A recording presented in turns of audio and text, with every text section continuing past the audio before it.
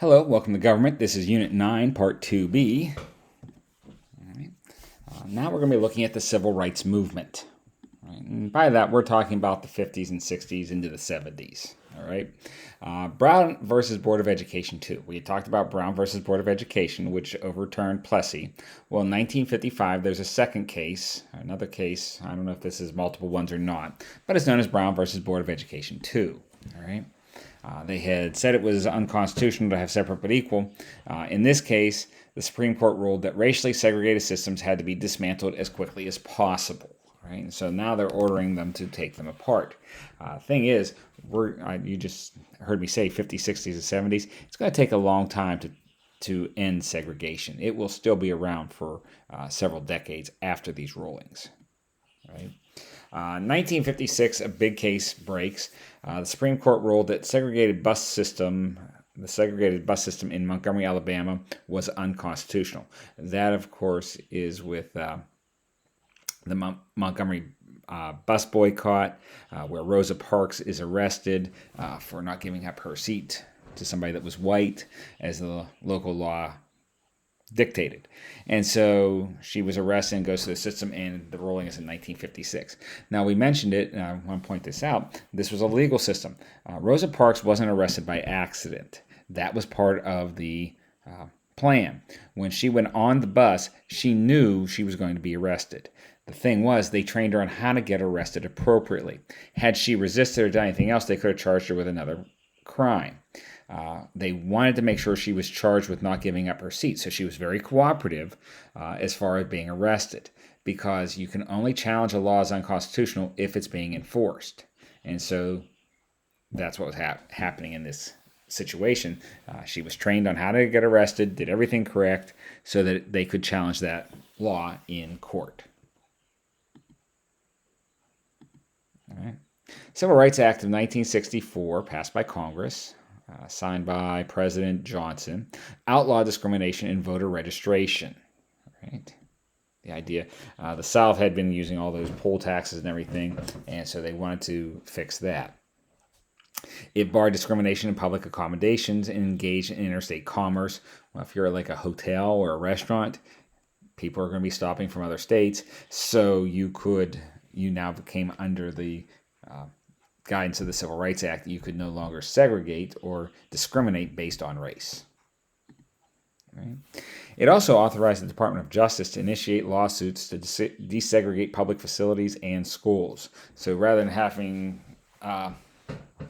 individuals and the NAACP do it, the Department of Justice was now able to take complaints and start the lawsuits on the behalf of the public.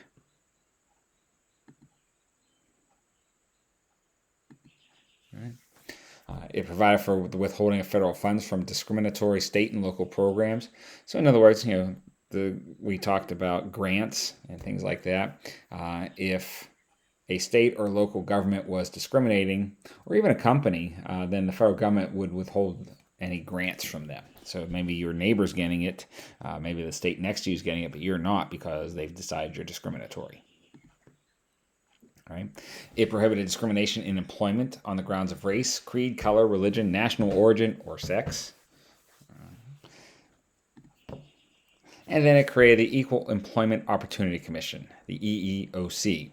And its job is to monitor and enforce the bans on employment discrimination.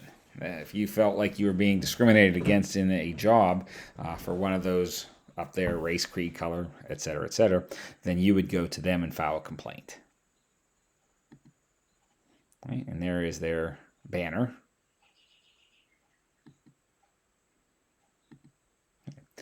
Racial discrimination in education. Right? The Department of Justice has the authority to sue schools that don't integrate or didn't integrate, since it is passed now. Schools are now integrated across the country. Right?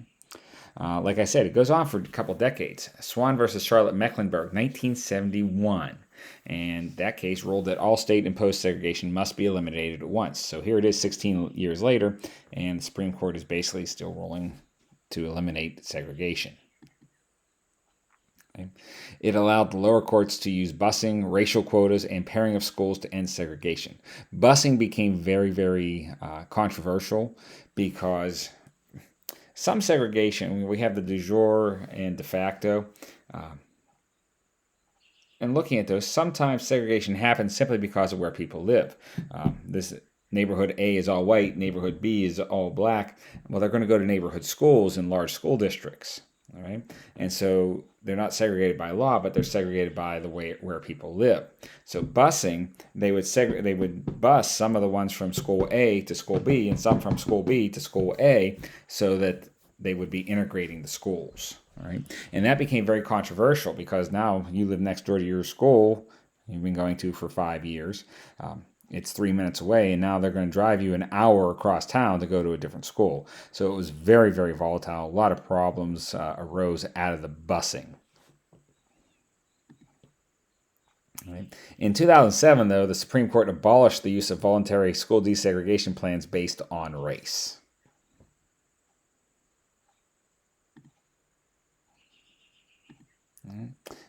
In employment, all right, Title VII bans discrimination based on race, sex, age, and national origin. Title VII is under the Civil Rights Act that we're talking about. All right. In 1971, the Supreme Court held that employers could be held liable for discrimination if their employment practices excluded blacks from certain positions.